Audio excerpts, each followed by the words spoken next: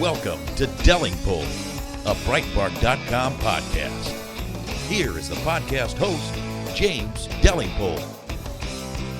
Welcome, my friend, to Delingpole, a show by me, James Delingpole, brought to you by Breitbart. I know I keep saying how excited I am about my special guest each week, but this is possibly the most exciting guest ever. And I can tell this by the number of requests I've had to have him on the programme. Everyone wants this person. Jacob Rees-Mogg, what is your secret? I don't think I've got any particular secret, but thank you for that very flattering introduction. I ought to say, for the benefit of American listeners, is that Jacob is possibly the sexiest thing from a right-wing perspective in British politics. He's immensely sound politically. He's one of the very few people in British politics who has not virtue signalled by trying to show how much he dislikes Donald Trump. In fact, can I ask you first of all about Donald Trump? What's your view? Well, I don't dislike Donald Trump, and I think I understand why voters in the United States wanted to have somebody with business experience who wasn't part of the Washington establishment. And I think the figures show that 94% of people in DC voted against Trump. And I think that tells you all you need to know, that people with their snouts in the trough didn't want to have somebody who was going to take the trough away. How would you make the case for Trump? I mean, at the moment, people like you and me are very lonely figures, particularly in Britain, where everyone wants to show. In the old days, you used to show how good you were by hating the Daily Mail and showing how much you cared about poverty and so on. But now, all you have to do is say how much you deplore Donald Trump. Yes, well, I like the Daily Mail. I think the Daily Mail has a better insight into the feelings of the British electorate than almost any politicians. I'm a fan of the Daily Mail. And I think you alleviate poverty by trickle-down economics and by having everybody get richer rather than by trying to cut down the tall poppies. I accept what you say about Mr. Trump. He is not popular in the United Kingdom, and he has said some things that make it difficult to defend him, particularly the bit that was surreptitiously recorded when he was on a bus about 10 or 15 years ago. But he is democratically elected, he has a mandate, he wants to cut taxes, and he's also willing to say things that are important, even if they upset the powerful. And I think that's quite healthy for a democracy.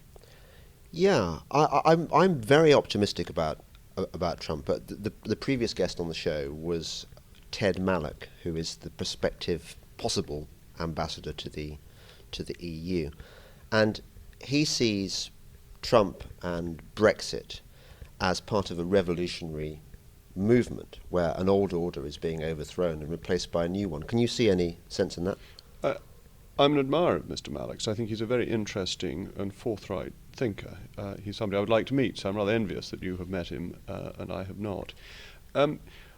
Is it the overthrowing of an old order, or is it of the restoration of one? That is to say, the American political system has tended to quite like outsiders as president. That Ronald Reagan is an example, but so is Jimmy Carter. Jimmy Carter is elected partly to change from the insider nature that they'd felt they'd had with Nixon and so on.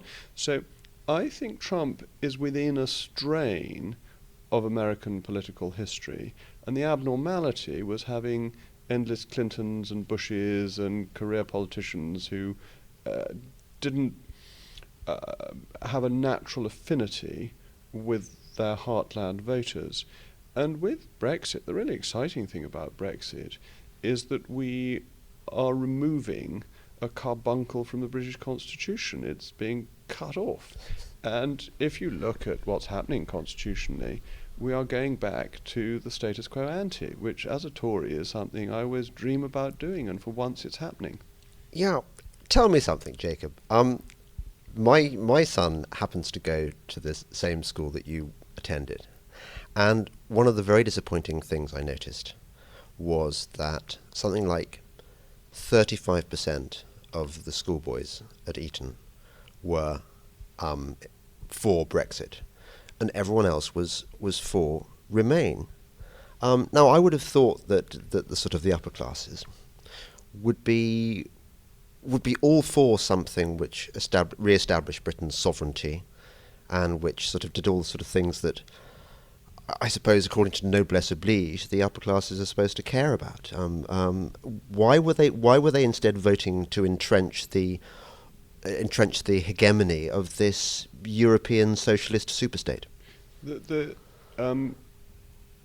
few people are more conservative than Etonians. There is a statue of Our Lady at Eton that was going to be destroyed by the iconoclasts during the Reformation, which is there because the boys at Eton stopped it being destroyed. They didn't like this type of iconoclasm. And I think the same is true now, that actually people at Eton are used to the European Union. They don't like change. They're not old enough to have remembered a time at which the UK governed itself. And therefore the non-radical position to take is to support the existing structures. The strange thing is that you and I, though products of the same illustrious educational establishment. Not me. No. Oh, I thought you were Eton with David Cameron. I'm glad I passed. Right. Well, into each life little remains fall. But it is a wonderful education establishment. But it's rather odd that some of us who have become anti the new establishment should have been Etonians, because Eton is normally a very establishment place. I think a lot of people, if they had to define the establishment, would simply point a finger at Jacob Rees-Mogg in his stripy shirts with his impeccable diction and his career in finance and then in Parliament, and they'd say, well, how can you be talking about overthrowing the establishment when you're siding with the kind of toffs like Jacob Rees-Mogg? Can you talk a bit about what the establishments are, the old one versus the new one? The establishment to which I unquestionably belong, and can't pretend otherwise, has long since not been the establishment that has counted in the United Kingdom. It is the establishment of gentlemen's clubs, it is the establishment of tradition, it is the establishment of the British Constitution, and believing that is a perfect and beautiful system. But that faded out of the foreground probably in the 1950s, and since then we've had a different establishment, and the one that is to the fore now is very much a metropolitan, elite, left-wing, politically correct establishment that has a certain set of views that if you challenge, you're considered to be a Philistine. And that's not the establishment to which I belong, nor one that my voters in North East Somerset like or feel comfortable with. It's a very Islington or Hampstead establishment.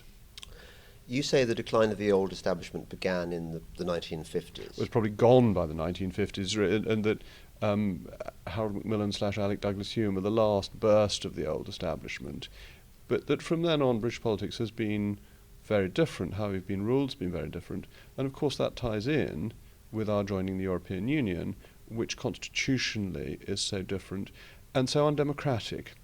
And the key about the new establishment is that they don't actually like democratic forms of government.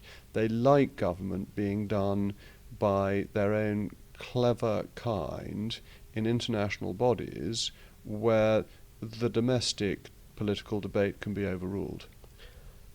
Who do we blame? I mean, I like blaming occasionally for this new establishment, because I would have thought Tony Blair, but obviously it goes back for, Ted Heath, is it perhaps? Or Ted Heath is certainly involved in this. So to some extent is Harold Macmillan, because he was very keen on moving in this European direction, though he didn't succeed in getting there, though Macmillan had other virtues. But Ted Heath and Tony Blair and a generation of politicians who basically thought their job was to manage decline. yes, Margaret Thatcher is the shining exception to this. She didn't believe in managing decline. She thought that actually you could change things, you could do things better. And if you look at our post-1980s economic performance, thanks to her, we are transformed because she's not willing to lie down and accept defeat. And I think there was a very defeatist trend which felt Britain couldn't do it, so we'd better ask international bodies to do it for us. So given your background, given that so many of your kind fell in with the new establishment, or at least paid lip service to its alleged virtues, how did you remain immune to all this? Well, you mentioned your American listeners, and it may be that I'm a quarter American. My father's mother was American, and perhaps that means I'm not quite as purely establishment as I appear to be. Hmm. Your father's politics, William Rees-Mogg, he was a distinguished Times editor, columnist. Were they as what I call sound as yours? Oh, my father was the epitome of sound, yes. He was. He had extremely sound and much better thought-out views than I've got. Right. Because sometimes, of course, the son reacts against the father. Not in this case, clearly. No, definitely not. My father was a wonderful man with very interesting views. He recognised, as I'm sure you do, that as a journalist you always need to be open to change your mind, that your job as a journalist is to have something interesting to say, and sometimes you have to write it for a deadline that doesn't give you full time to find out every last detail that you need, and therefore sometimes you decide a month later or 5 years later that it's wrong. And so he was always willing to change his mind, but he had a very clear set of principles. He believed in individual freedom. He believed essentially in a small state. He believed strongly in democracy and the freedom of the press. And he believed in the British Constitution. I always find it very easy to know what I think because I go back to first principles. But I'm not altogether sure exactly what I mean by first principles. Can you tell me what I mean by what first principles are exactly? That's a very good philosophical question. I think we all have underlying beliefs that we have either grown up with or developed that inform our political opinions. There's a very interesting book called The Righteous Mind, which was published a few years ago, that explains why some people go left-wing and some people go right-wing, and it's well worth reading. It's very well written, very easy to read, and fascinating about what leads people in certain directions. So that might be a better answer to your first principles question. That's interesting. I read this fascinating theory the other day, which is that the left-wing mind is less evolved. It still imagines that we're out in the sort of hunter-gatherer communities where if you kill a mammoth, there really are only certain pieces of mammoth to go round. The mammoth is not expanding as it is in a growing economy. Can you see any virtue in that theory? I think it's virtuous from a right-wing point of view because it makes the left sound less intelligent, but I think it's probably unfair. Yeah, but well, okay. Well, so what's your theory on briefly on why it is that some people adopt left-wing delusions?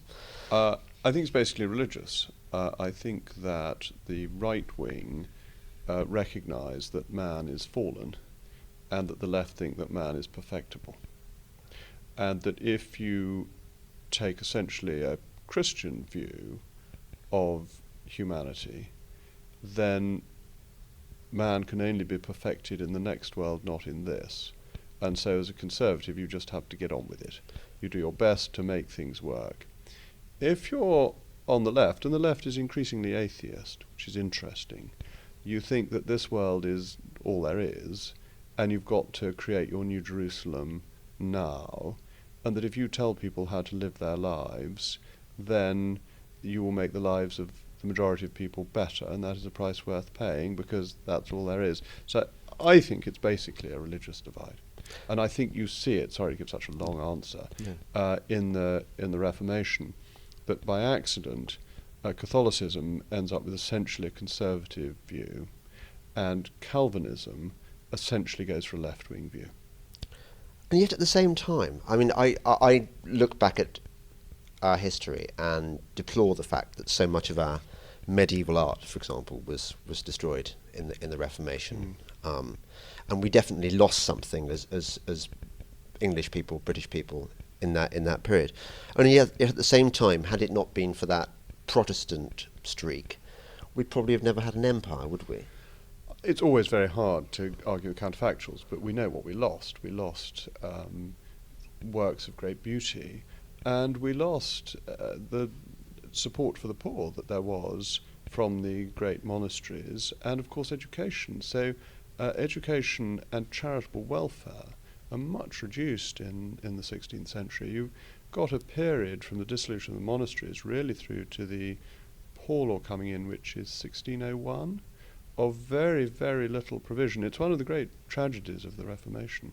And of course the destruction of the monasteries themselves, of the buildings, of the central desecration of cathedrals, as you say, the destruction of beauty, the beauty of holiness is lost. So can you imagine a fantasy Britain in which the Reformation had never happened? What does it look like? It's very hard to know, because you then make your very good point that would there have been a British Empire, did we need the singeing of the King of Spain's beard and things like that? Did we need Elizabeth I privateers going around trying to steal the Spanish gold to give us the impetus to create the empire? And then if you take that away, do we find that many of the great things we achieved subsequently didn't happen? I think it's very hard to go back in history and reverse individual things without expecting everything else to change. You're listening to the Delingpole podcast with me, James Delingpole, with my incredibly uber special guest, Jacob Rees-Mogg. I don't know that I'm Uber. I think I'm your black taxi special guest, if I may put it that way. Breitbart News Daily with Alex Marlowe. Let's get Bo Dietl in on the conversation. We must stop the immigration until we're effectively able to know who's coming into our country and why you come to America. Do you love our freedom? Well, if that's the reason why you come to America and you want to be part of us, welcome aboard. If you want to come to America and disrupt the freedom and the great country that we have, you stay the hell out. Breitbart News Daily, weekdays from 6 a.m. to 9 a.m. East on Sirius XM Patriot 125. This is Delingpole, a Breitbart.com podcast. Here once again is James Delingpole.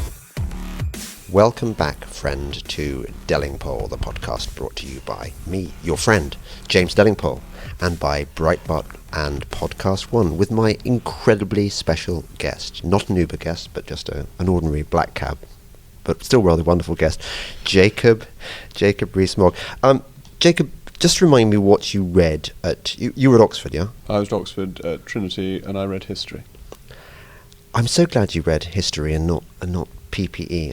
Is it just me, or is PPE like the mark of the beast? Everyone who's read it seems to be a wrong one in some way. Well, I don't know. I think that's a little unfair. I think I've got a lot of friends who read well, so have I, PPE, and it seems to be a subject that trains people for public life. Though I have a bias in favour of history, though secretly my bias is in favour of classics. That all the cleverest people are classicists. Boris. Like Boris, yeah. Yeah. I think a 2-1 in classics is worth a first class in PPE. So you think meanly of yourself for not having done yes, absolutely. I wish I'd been clever enough. Yeah. I see where you're coming from there. I think my problem with PPE, which for benefit of Americans is politics, philosophy and economics, is that it seems to encourage a view of the world which doesn't require any kind of moral core.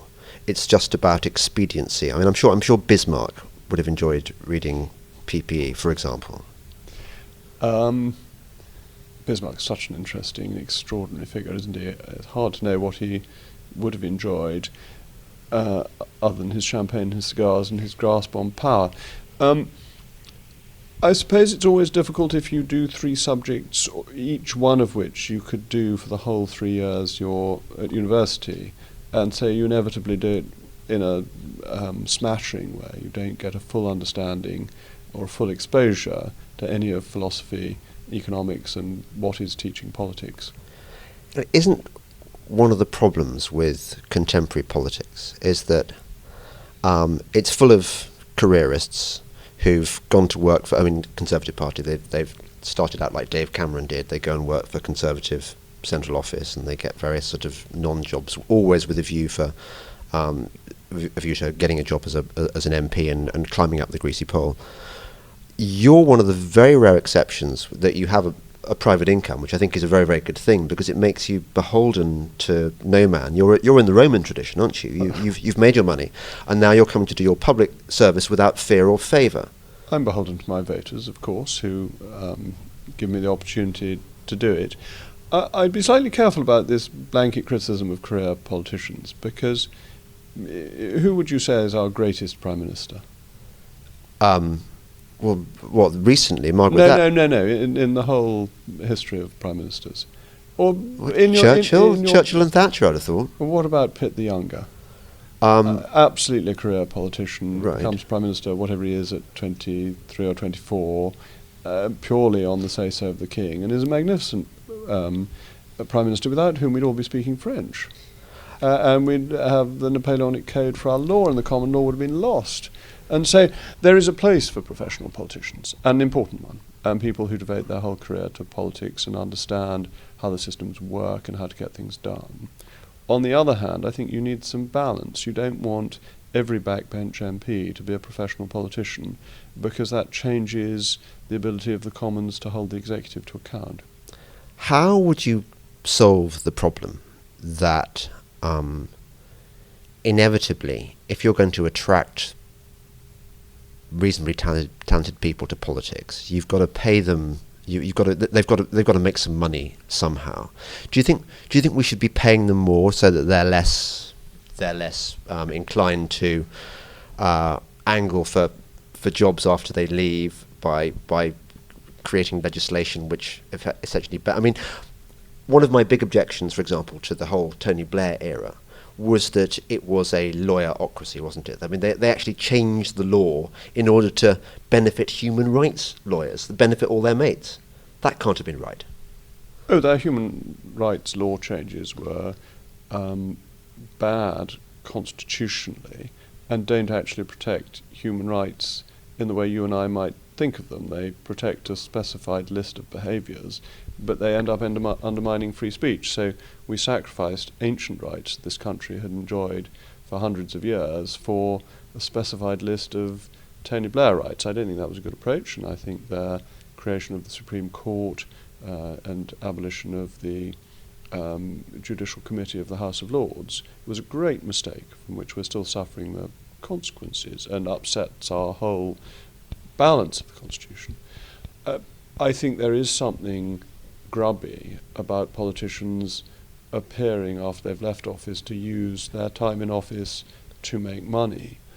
But I don't think there are any easy solutions to that. I think that how much you pay MPs, it is human nature always want to earn more money, and therefore you would find that people who appeared to be very well off then wanted to earn even more. And I don't think it's unreasonable that politicians make some sacrifices to be in politics. So I wouldn't be an advocate of changing the pay structures particularly. I think you have to rely on people's own moral code. What do they feel is right? And some things are easy.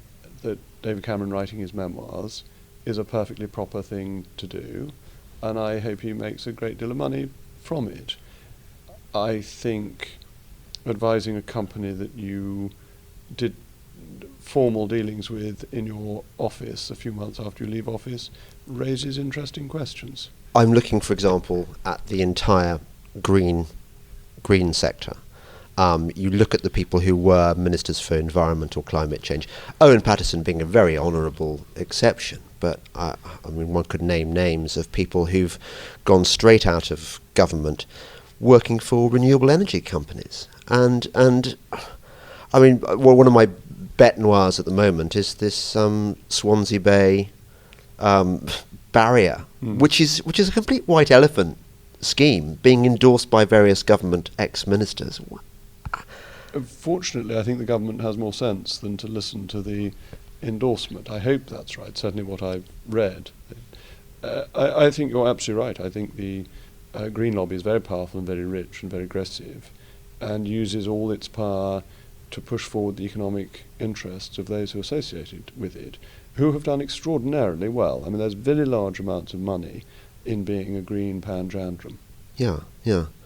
I mean, I had to debate these people occasionally. I mean, I debated Greg Barker, now Lord Barker. I could name a few more.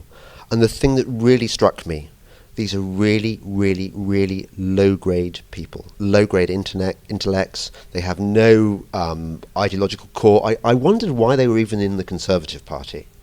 You must have met a few of those types. Well, I don't want to have a go at individual people. No, you don't have and to. I don't know Lord Barker well at all. I've met him, but I don't know him well. I think there has been a feeling that if you don't accept their orthodoxy, or if you look for other solutions, even if you do accept their orthodoxy. I'm a great admirer of Lord Ridley, of Matt Ridley, who I'm sure you think Matt. is a very wise person. And he doesn't deny what they're saying. He doesn't deny the science. He just says that human ingenuity will find much better answers than us all going back to living in caves. And I think his approach is so completely rational. Say that the science will be what the science is, but we mustn't, as politicians, decree that people's standards of living must be lowered to meet something that is a theory rather than a fact. And I think he's got it right. Now, there's something that's been worrying me. I've been reading in the papers that you are considering going for the job of Speaker of the House, should old John Bercow retire. And I worry that I think you'd be a brilliant speaker, although I think you'd be breaking the recent tradition that we tend to choose very low-grade characters, and that might be rather sad. But given that you are one of the very, very few independent-minded Conservative MPs, and you're not going to suck up to Theresa May, you're going to hold her to account where she strays from the Conservative path, for example, isn't it rather taking out one of our own side if you were to take this suddenly neutral role, which I'm sure you would do very, very fairly? Well, thank you on all counts. It's the most flattering question I think I've ever been asked. The answer is that if the speakership came up tomorrow, I would not stand for it. I think John Bercow has done a really important job as Speaker in promoting the House of Commons against the Executive, and that the Commons is better able to hold the Executive to account now than it was before he became Speaker, and that has been his great success. The Speaker is the most wonderful job. Anybody who loves the Constitution would see its attractions. But I think the successor to John Bercow needs to be somebody less imbued in the immediate political controversy. That is to say, I've been very involved with the Brexit campaign, and the Speaker needs to be somebody the next Speaker who soothes ruffled feathers rather than somebody who was busy ruffling as many feathers as possible. And I wouldn't want to be out of the political debate before Brexit is settled. Since you bring up Brexit, and we can't avoid that fantastic subject because it's so much fun. It's like sort of having a bath in ass's milk and while being fed foie gras, isn't it? Really. I shall leave that to Cleopatra.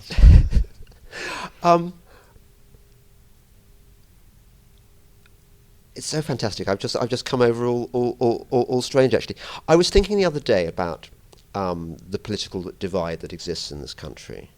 And I always used to be puzzled in the old days when I looked at some people who voted Labour and some people who voted Conservative and some people who voted Lib Dem or whatever, Green if they were mad. But often the way people voted didn't necessarily speak for their genuine worldview. That sometimes I would meet Conservatives or alleged Conservatives who actually were pretty unsound and actually pretty ghastly politically, and I'd meet salt of the earth Labour types with whom I had more in common politically and ideologically than some Conservatives. And Frank Field, I suppose, and Kate Hoey would be good examples from the House of Commons. But it seems to me that with Brexit, with that whole EU referendum campaign, suddenly the enemy was clear in view.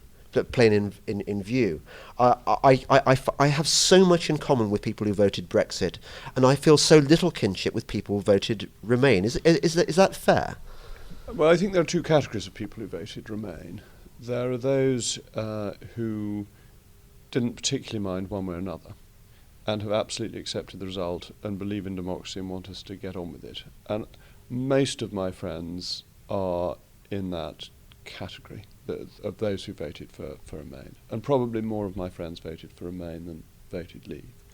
But there is a die-hard core of Remainers who simply can't accept the result. And whether they're Conservative or Labour, or as you say, Green, it's very hard to understand that point of view. It's the rejection of democracy that I find so peculiar, particularly amongst politicians whose whole trade is based on accepting democracy and the right of the people to choose.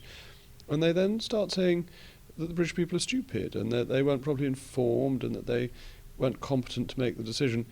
And this is such rubbish. It's so wrong. It denies almost any election result. If they couldn't cope with Brexit, which was actually a pretty simple decision, how on earth can they cope with a general election when you've got to read hundreds of pages of manifestos and all of that? But democracy is not an exam where people have to be qualified and have to show that they've thought carefully about it. It works because of the wisdom of crowds. And lots of people who believed in the wisdom of crowds until they lost suddenly only believe in the wisdom of themselves.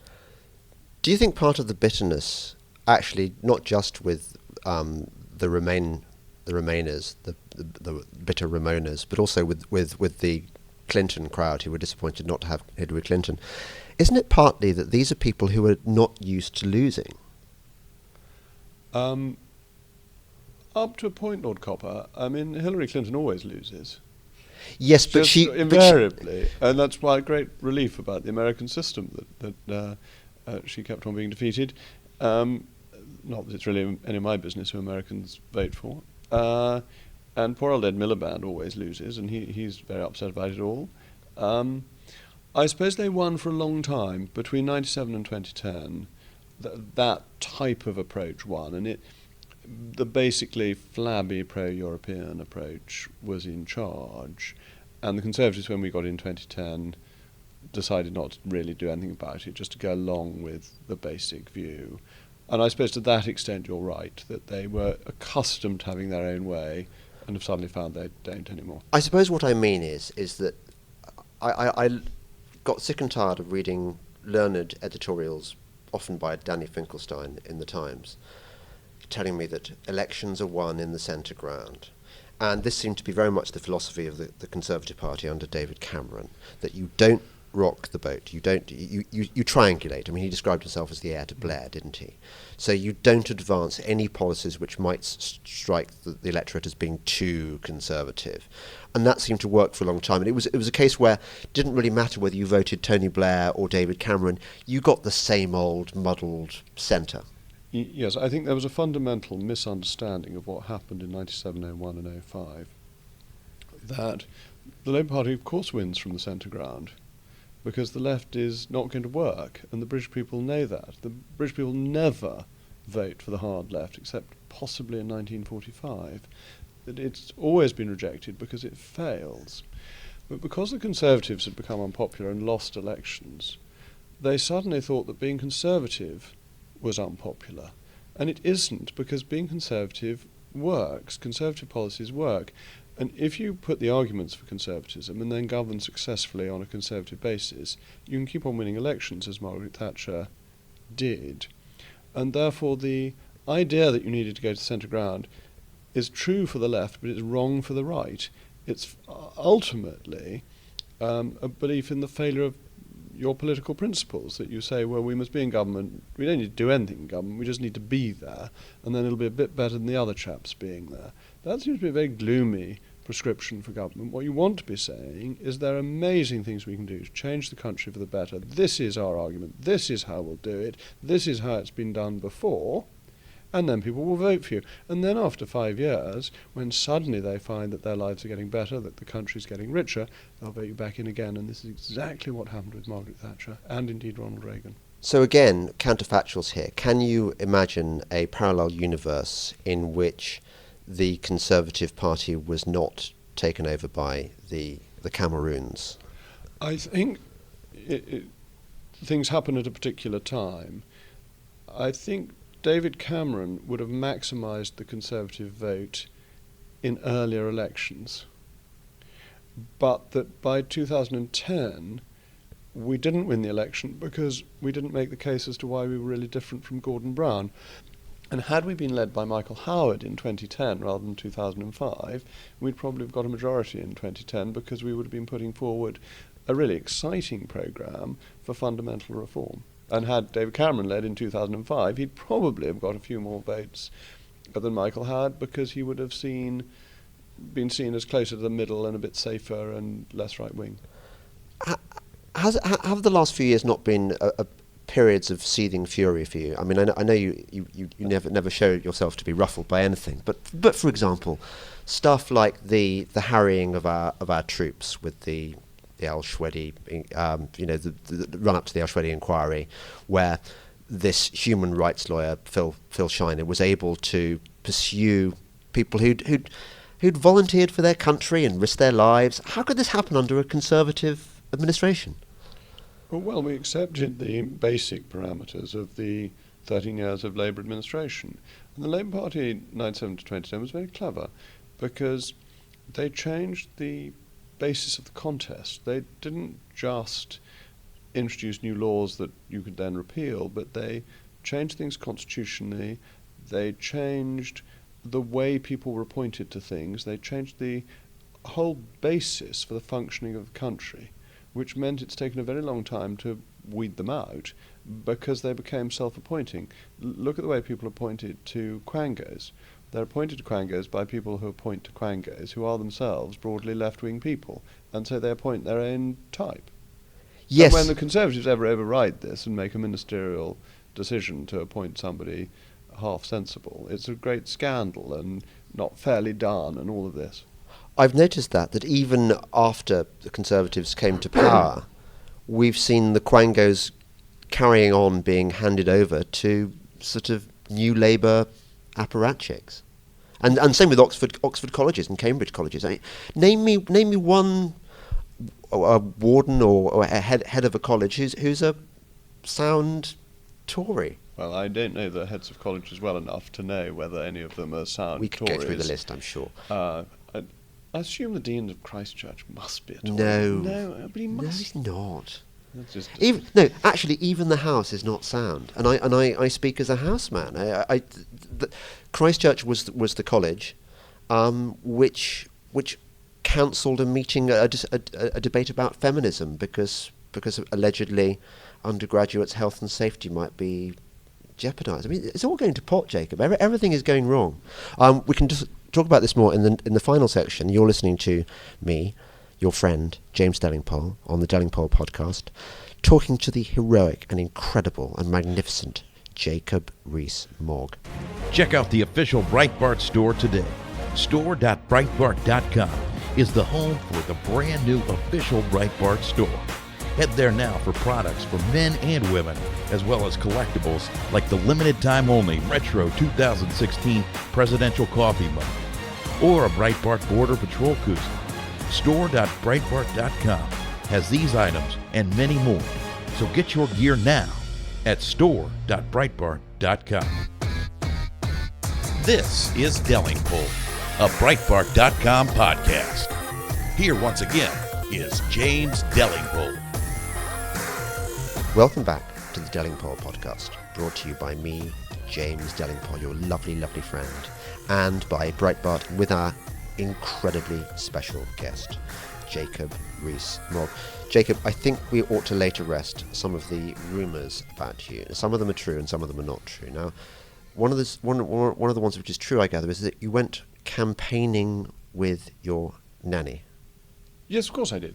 As one does. Nanny is a member of the family. Actually, she's been a member of the family longer than I have. She's worked for my parents, now for me, for 51 years. Brought up me and my 4 siblings, and is now looking after my 5, about to be 6 children. And going campaigning with her was the same as going campaigning my mother, my father, and other members of my family. I'm very proud of Nanny. She's been a very important part of the Rees-Mogg family for decades. That does sound like exactly like Brideshead Revisited, because Nanny is a marvellous figure in that too, isn't she? I think the British nanny is generally a marvellous figure, and I think it's actually a wonderful thing to do, to devote your life to looking after children and to do it with care and deep affection. By the way, I know that this is actually is going to completely ruin my train of thought, but I was dying to ask you this, is that you say the kind of things which if I were to say them, everyone would hate me. But somehow, when you open your mouth, when you're on Question Time, everyone just goes, "Oh, it's lovely, Jacob Rees-Mogg." What? How do you do it, bastard? I don't know. I try to answer questions as directly as I can, and if you ask me about Nanny, I tell you about Nanny. I've got very little to hide. Right. Yes, you don't. So there's no act involved at all. No, I mean this is what I am, and not everybody likes it inevitably, and some people do. But that's true of all politics and all politicians. Well, you say that. Do you get hatred in your direction? Oh, my office gets some funny letters, yes, but we throw them in the bin. Right. I mean, actually, I got one very angry letter over Brexit. Very angry, bad-tempered letter, which typically was from a clergyman, which I thought was very funny. Some of my nastiest letters that I've had in my course of life as a climate change denier, sacrificing babies to Satan, they come from Methodists. Oh, do they? Yeah. I get on very well with Methodists in North East Somerset because There's lots there. It's an old Well, mining Michael area. Eavis is a and I think they're rather wonderful. The local Methodists, and they're very good people. Also, they sing much better than the Catholics. No, I agree. I'm all in favour of Methodists, but it just Okay, just they're the ones happens. who, yes. Just it's weird. No, I don't get rude letters from North East Somerset Methodists, but then it has to be said that in North East Somerset there are only good, kind and wise people. The second myth I wanted to lay to rest, or maybe discover is true. Did you pay for your own Eton school fees? No, I didn't, and I don't know where this comes from. It's one of those things that cropped up fairly recently. Somebody asked me if that was true, but no, absolutely not. My father paid my education all the way through. Isn't that a sign of how things were, that you could put your children through Eton on a journalist's salary? I think Eton fees even then were Pretty. not easy to afford. Right. I mean, I think Eton's always been quite expensive. Right. But you did have a very early interest in stock markets. Oh, yes, I did. Where did that yes. come from? It came about by chance, really, and discussions with my father. And so he helped me get involved and interested. And once I'd made one investment, my interest grew. And as with anything you do, if you spend more time on it, you become better at it. And then it became my profession once I left university. You run a successful investment company, is that right? I set up in 2007 Somerset Capital Management, and I remain chairman of it. I wouldn't necessarily say I run it anymore. And if I were to have a son and I wanted him to go into your line of work, well, you've got a son who is, I believe, a genius, and well, is currently editor of the Eton College Chronicle, which is a very distinguished thing to be. Indeed, but doesn't that point worryingly towards my profession rather than towards a more lucrative profession? I mean, isn't it, or am I sending him up the wrong track? Because am I right in thinking that possibly due to disintermediation or something complex in the future, that finance is not going to be the area to make your money in? It depends on the individual. Bear in mind, P.G. Woodhouse started work for the Hong Kong and Shanghai Banking Corporation. He didn't last there very long and made a bean or two as a writer. So it does depend on individual aptitude. Are you a value investor? Yes, in principle. Right. So what's the secret of that? What's the secret of that? My business invests exclusively in emerging markets, and value investing is simply not paying too much for equities that you buy, so looking at book value, looking at dividend yields, looking at PE multiples, and trying to buy those companies that have some growth within them. You're not trying to buy dying companies, but that you're not overpaying for, not going for the fast growth companies, because the growth that they have is fundamentally unforecastable. If you look at the pig's ear the Bank of England has made of forecasting the UK economy over Brexit, that shouldn't be a surprise to anybody. Forecasts in all financial sectors are always wrong. If they're right, it's by chance rather than by foresight. And so I've always found it easier to invest looking at what you know and what you can be certain about, rather than on guessing what may happen, how many widgets may be sold in the next year, whereas you can broadly assume they might carry on selling as many widgets as they sold in the previous year. So you don't look at the big geopolitical picture, like, say, Russia might be a good bet post-Trump, or that Brazil might be not so bad now that they've got less of a lunatic in charge than they had before. Do you not consider those? That's a sort of overlay. You need to look at that a bit, because you can sometimes make terrible mistakes. You don't want to invest in a country where you think the president might pinch your investments if he doesn't like the area you've invested in, or in a country that may impose capital controls or something of that kind.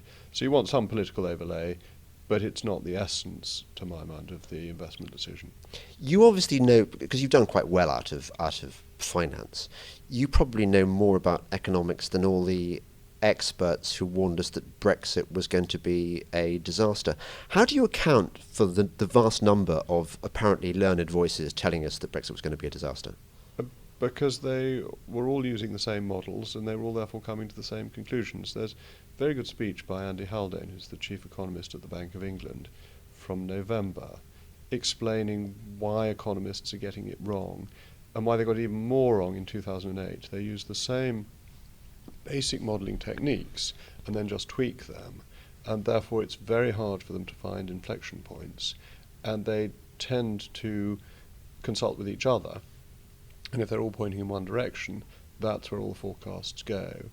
And if you're an economist and the consensus forecast is that GDP growth will be, after Brexit, minus 0.5%, and you say it'll be minus 0.75%, and everyone's wrong and it's plus 3%, you don't get fired, you keep your job because everyone was wrong. If, on the other hand, everyone's saying minus 0.5% and you say plus 3% and you're wrong, you get fired because you're so far away from the flock. And so everyone sensibly has a career in mind. They want to carry on earning their living, and they've got to be careful not to go too far from where the group is. But what does that say about the whole profession of economics? Not much. It's not a science, it is an art. It's like our enjoyable counterfactuals on history. What might have happened if Y rather than X had occurred? And about as useful by the sounds of it.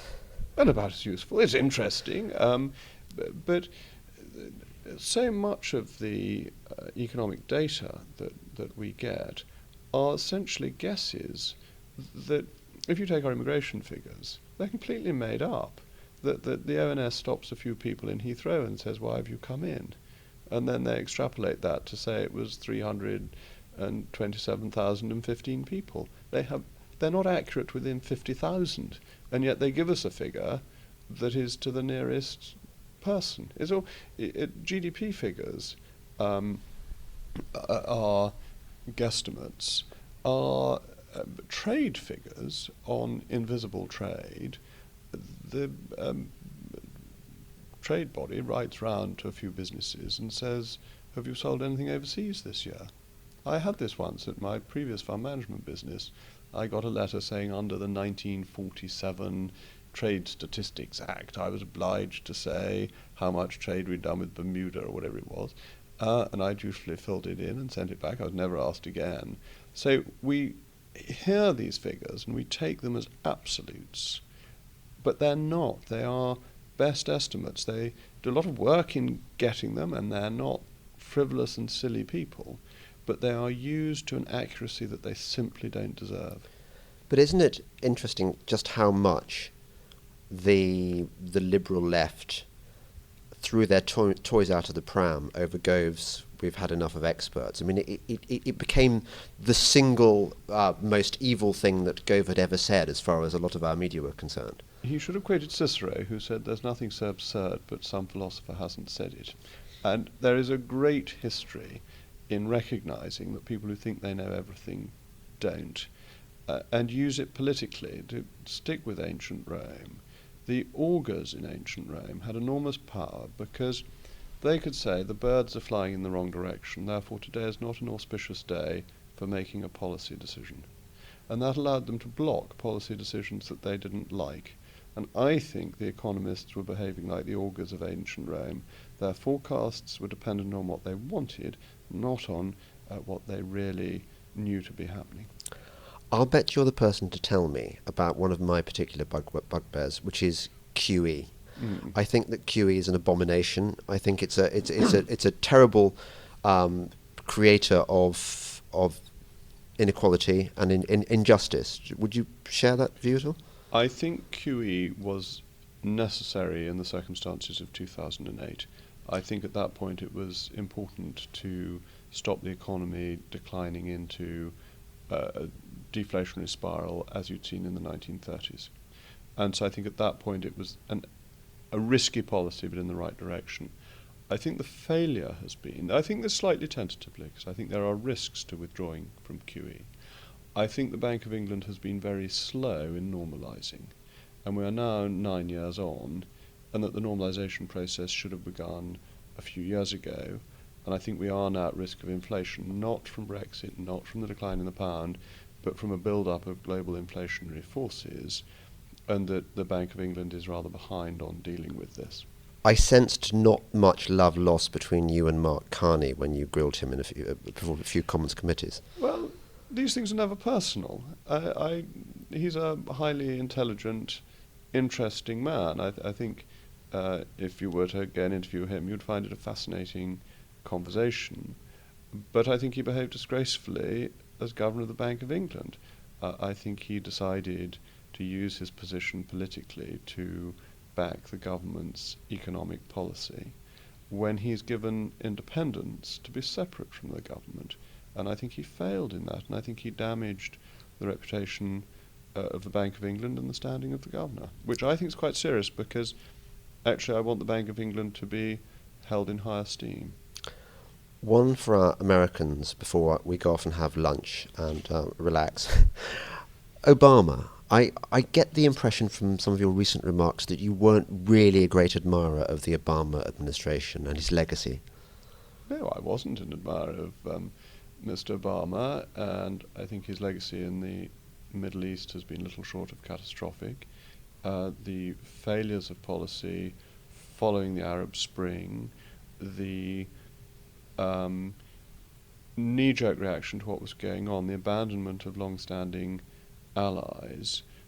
Israel, for example? Well, Israel at the end, but Mubarak earlier on. I mean, all that went on in Egypt was completely ridiculous, that his policy essentially allowed the Muslim Brotherhood to come in, at which point they had to be got rid of. And so you end up with Mubarak Mark II having had a lot of instability to get there. Really unwise, bad policy. But Syria, a vacuum was created by his dithering and vacillation, his painting of red lines, which he then had to Tipex out, which has led to Putin, who I think is a very dangerous figure, becoming the most powerful force in the Syrian conflict. But I also think that the idea that both the Americans and the UK government had was that you could differentiate Islamic terrorists from good ones and bad ones did nothing but help ISIS. So I think his foreign policy was a real failure. And I suppose it's not for me to comment on US domestic policy, so I might leave it at that. Right. Well, since you bring up ISIS, what is your preferred solution to that whole Middle Eastern problem? I think the position the British government is now moving to, that Assad is a lesser evil than ISIS. Yeah. Now, were you saying that before about Assad? I wrote it for my local paper some time ago, but I'm not sure that this is read much outside North East Somerset. It seems to me this has been obvious for some time. But I don't claim to be an expert in that field. I wouldn't put myself forward as a as a great expert on the Middle East. I think the issues are very complicated. Nevertheless, I would signal to the listener that this is yet another example of your immense courage and superbness, in that I've heard very, very few MPs come out and say, look, Assad is actually the least worst option. And also, I think you're the only MP I've ever heard talk about Mubarak in that way. I remember at the time looking at the Arab Spring. I mean, even mates like Douglas Murray were exulting in the Arab Spring. I was thinking, well, hang on a second. It's actually quite sensible to have an authoritarian, okay-ish guy like Mubarak rather than some unpredictable Islamist. I think you and I recognise that it is not a perfect world and that we are not going to create one by overthrowing regimes of which we probably know too little, and that there is a big virtue in stability, and that the instability we caused was bad for Egypt, bad for the general Egyptian population, but also bad for the long term of Western foreign policy, because if you are an authoritarian ruler of a broadly friendly country at the moment, and you have a choice of being broadly friendly with us or broadly friendly with the Russians, who do you befriend? Well, you befriend the Russians because you know in the end the West will throw you over for a good headline in the New York Times. And that doesn't seem to me to be in our long-term interest. I think the Mubarak one was probably the most avoidable mistake because he was the least bad man. Yes. We could talk for hours, but instead we are going to go off and have lunch at Brudel's, which I think is a very good idea. Jacob Rees-Mogg, thank you very much. You were listening to me, your very good friend, James Delingpole, on the Delingpole podcast, brought to you by Breitbart. But Jacob wants to say one more thing. I want to say one final thing, and that is, don't you think it's a bit New Labour saying that you're a great friend of people you don't know? Or is that unfair? No, apparently, listening to a podcast is a really intimate experience. And previously, I addressed them to my friends, plural. Right. And actually, people listening on their own, hang on a second, he's got more than one friend. I feel very jealous and upset. People listening to the show in their cars, while they're being massaged by their personal masseur, in their private jets. That's the kind of people I attract on this show. They're very wise, intelligent, and they love me, and I feel that I feel the love back towards them. So thank you for clearing that one up, Well, thank Jacob. you, Tony. I mean, James. Bastard.